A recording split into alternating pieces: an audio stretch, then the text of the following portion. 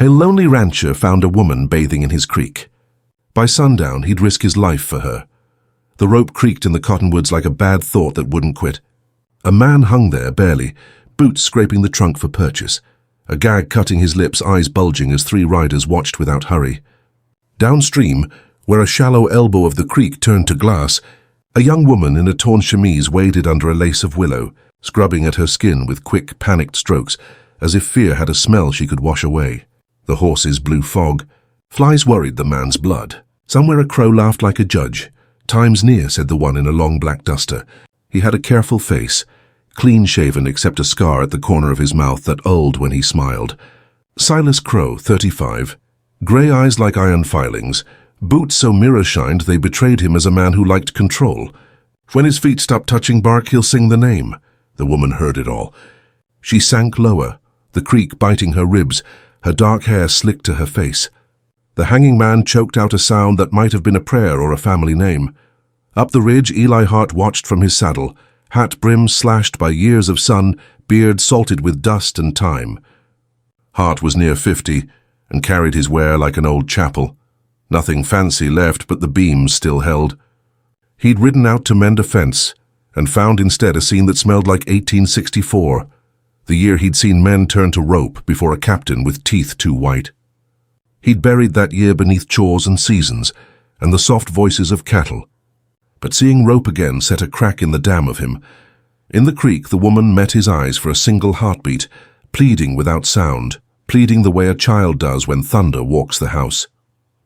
She jerked her chin toward the hanging man, toward the riders, toward the pistol at the nearest saddle horn, as if to say, "There are 10 deaths here and only one of me. Which will you choose?"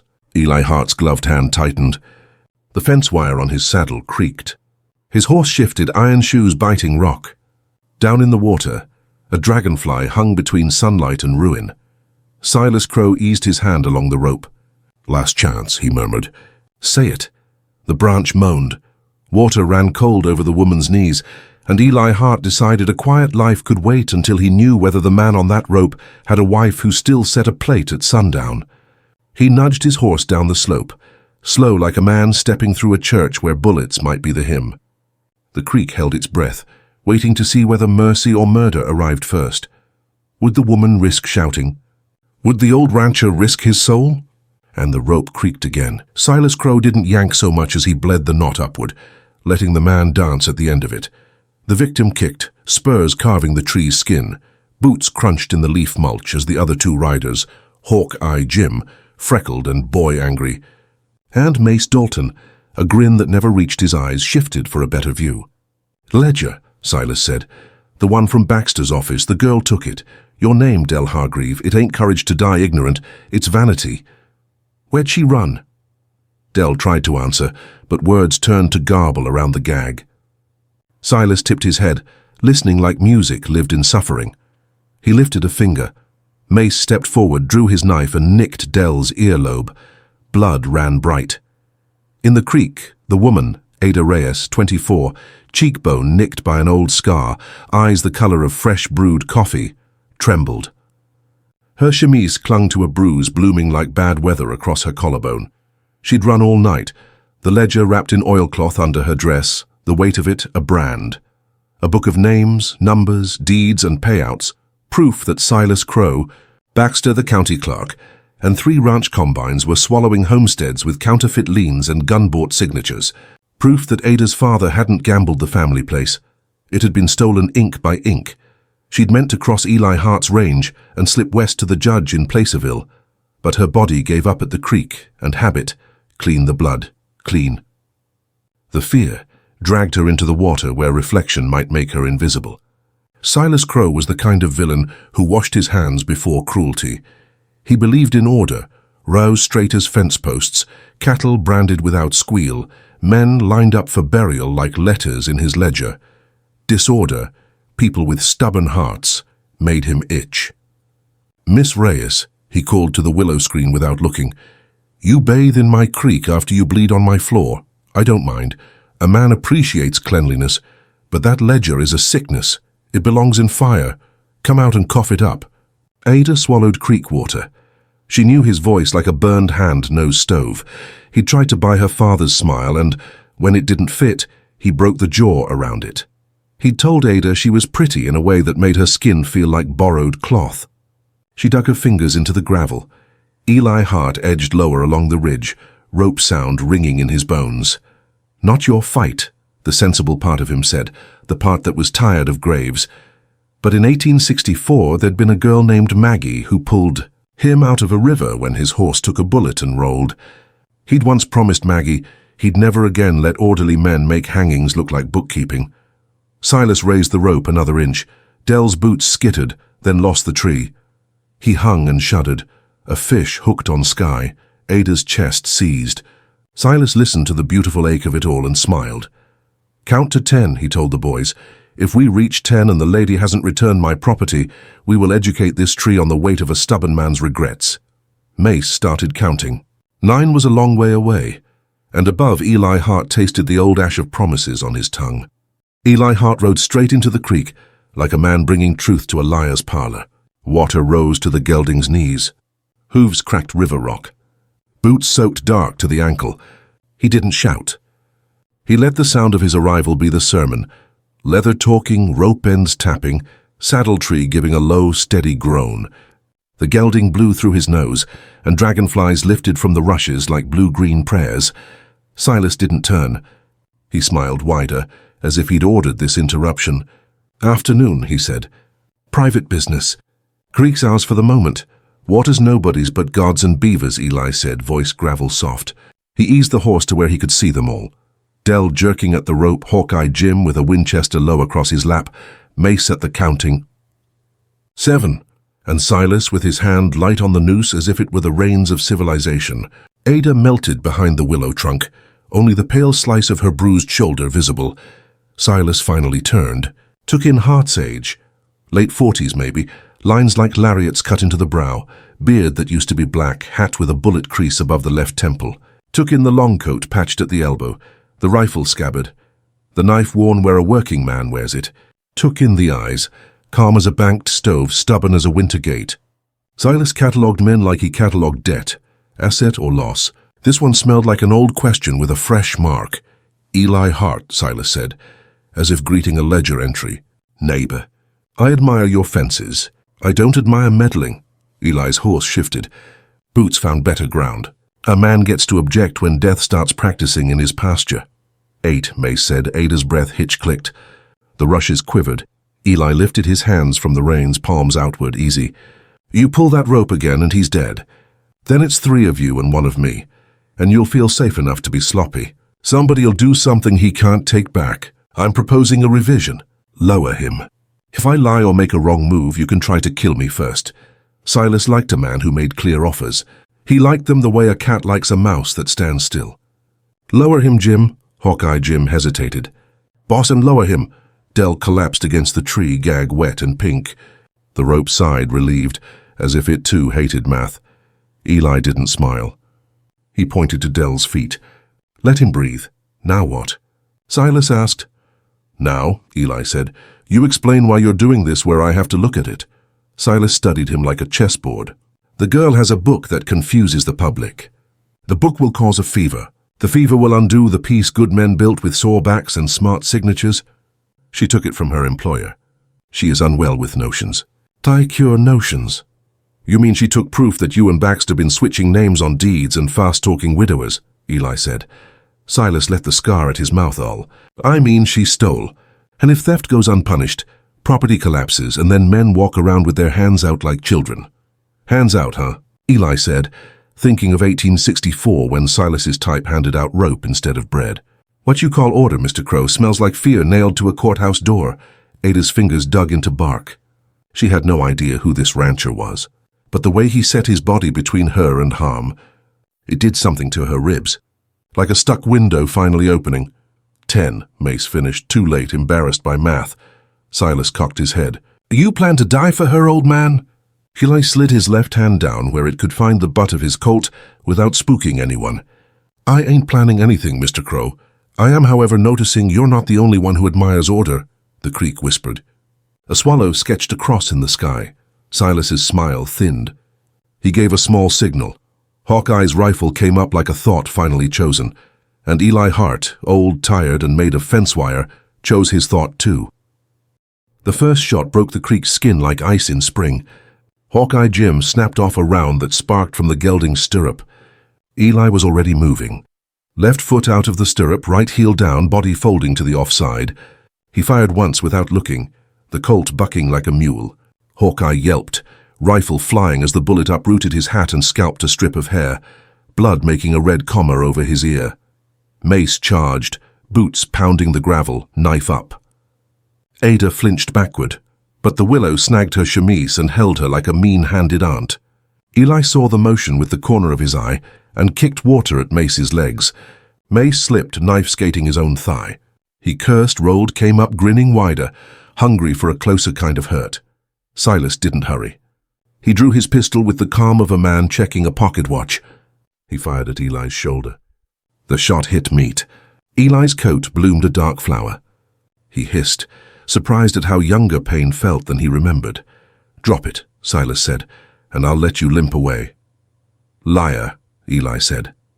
Ada ripped the chemise free, stumbled toward the bank. Her bare feet found what her father had called good luck, an old wagon tongue half buried in sand. She jammed it under Dell's boots, making a seesaw out of desperation. Dell sagged onto it, gagging, dragging breath back into his chest as if it were a stubborn mule on a hill. Mace lunged for Ada's hair. She spun with the wagon tongue and caught him square in the shin. Bone made that hollow sound, a broom handle on a barrel. Mace screamed and went down. Ada hit him again, exactly where her father would have told her, between ear and jaw hinge. Mace coughed dreams and lay still. "Girl," Silas said without looking, "you are an education I didn't ask for." Eli's left hand found the wound and came away red. He steadied his colt with the right, took a breath and listened to the creek the way he used to listen for hoof echoes in a canyon. There, a rock under Silas's off foot. There, Hawkeye behind a choke of reeds trying to find his dropped rifle. There, Dell's new breath coming on like a drunk man learning to walk. Eli took the kind of shot you take once a season. Low, mean, exactly measured. He hit the rock under Silas's heel. Silas's foot skated. The next bullet from Silas went wild, slapping water inches from Ada's knee. "Run!" Eli barked at Ada. Ada didn't run. She shoved the wagon tongue deeper for Dell, then scooped a fist of creek gravel and flung it at Silas's eyes. Silas closed one eye and smiled with the other. "Stubborn," he said and raised his pistol. Hawkeye popped up, rifle in hand. Eli shot first. The colt spit thunder.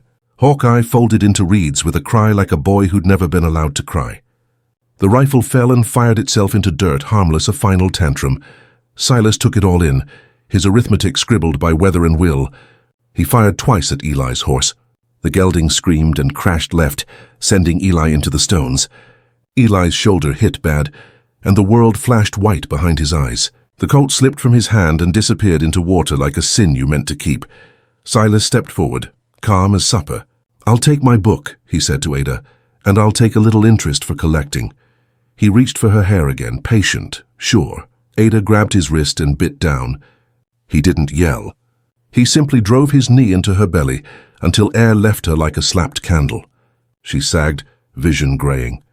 Silas cocked the pistol, pointed it at Eli's face. "You, Mr. Hart, are an object lesson." Eli rolled to his bad side, tasted blood, and reached for anything. The creek offered a smooth stone, heavy as memory. He rose to a knee. Boots crunched behind Silas. Del Hargreave, eyes bulged, rope still around his neck like a half-kept promise, staggered forward with the wagon tongue braced like a pike. He drove it into Silas's ribs with a sound like a fence post finding earth. Silas stumbled. The pistol flared, bang, and something hot seared Eli's hat brim instead of his skull. Now Eli grunted. Ada, breathless, hooked Silas's ankle. Silas fell hard. Pistol skittering. Eli found the stone with both hands and brought it down once. Twice. Enough to knock a king off a board but not smash the board to splinters. Silas went slack, grey eyes suddenly empty of calculations. "Rope?" Eli croaked to Ada, nodding at Dell's neck. "Let's finish the work that was supposed to finish you."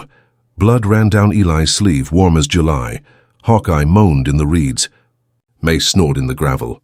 The creek went on pretending it didn't keep secrets. Sirens didn't exist out here. Justice rode a tired horse. And upstream, a new sound gnawed at the quiet. More riders or only wind through fence wire? Ada met Eli's eyes, ledger slick under her dress like a second heartbeat. "Do we run," she whispered, "or do we stand?" The answer bled toward them with every hoofbeat. They didn't get a jury. They got daylight and choices. Eli tore his bandana into strips and bound Dell's neck where the rope had loved him too hard. Ada slit Silas's belt and used it on his wrists, cinching until the scar at his mouth looked like it hurt for once. Mace groaned. Hawkeye sobbed quietly, a child lost in reeds. The hoofbeats were real, 2 riders, then a third. Eli lifted Silas's pistol, thumbed back the hammer, and put his boot on Silas's chest like a paperweight on lies. The riders broke the tree line, Baxter the county clerk himself, fat on fraud, with 2 deputies who looked like they'd detected their souls were missing only recently. Baxter took in the scene, his partner trussed, his boys scattered, and tried a smile that had sold 100 forgeries. "Mr. Hart," he said. "Neighbor, stand aside and we'll make this a misunderstanding." "Already is one," Eli said. "You misunderstand what happens when wolves forget sheep grow horns." Ada stepped beside him, shoulders squared though her chemise hung in ribbons and blue marks blossomed on her arms. She unslung the oilcloth packet from beneath her dress, held it like a Bible. "These are the names," she said.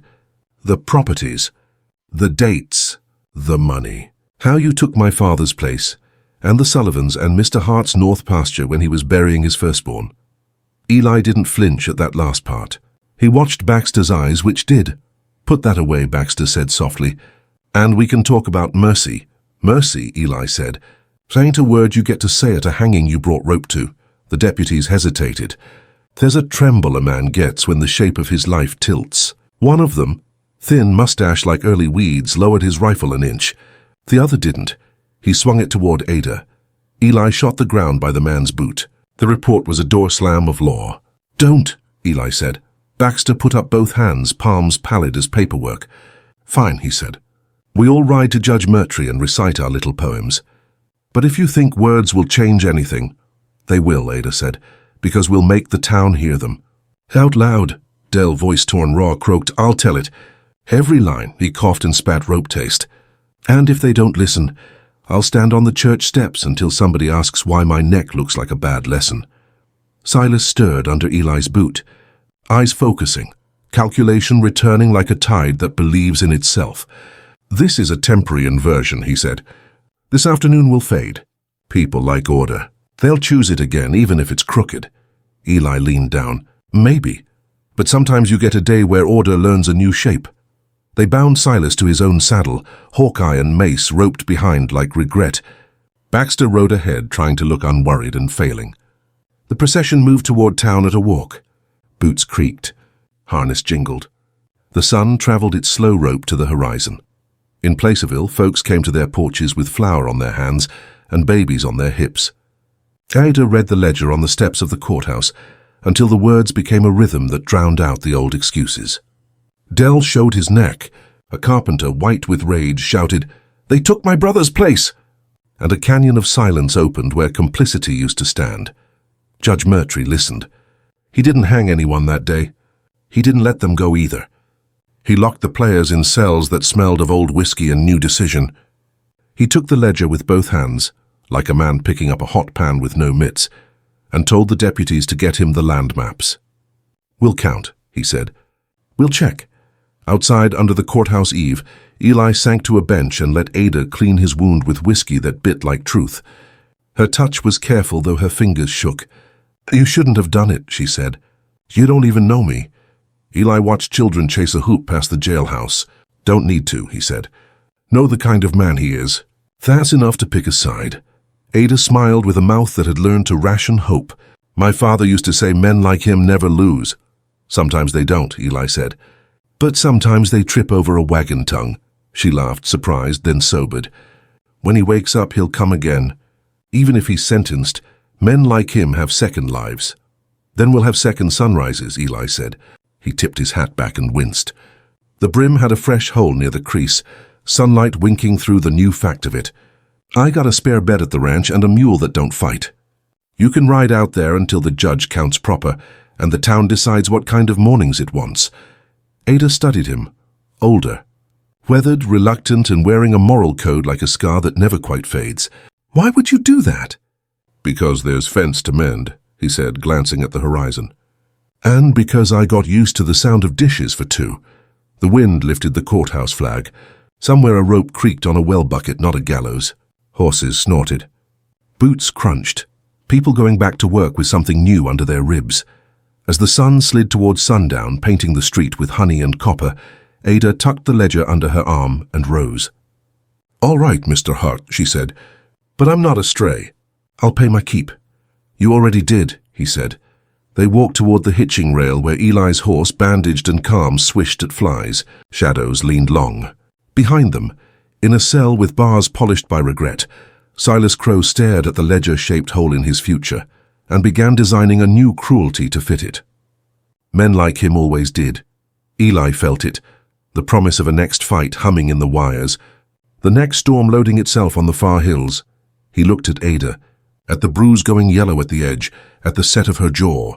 "If you were in Ada's place," his voice would ask later over a campfire, and by way of this story through a brass-throated speaker, "what would you do? Run, stand, or turn the wagon tongue into a law no man can ignore?" If this tale found you in a place that needed courage, remember, order learns new shapes when ordinary hands hold firm. Like this story, and subscribe for the next Wild West tale. Your click keeps these campfires burning. And if you want to see how the next battle unfolds, don't miss the next story. Subscribe now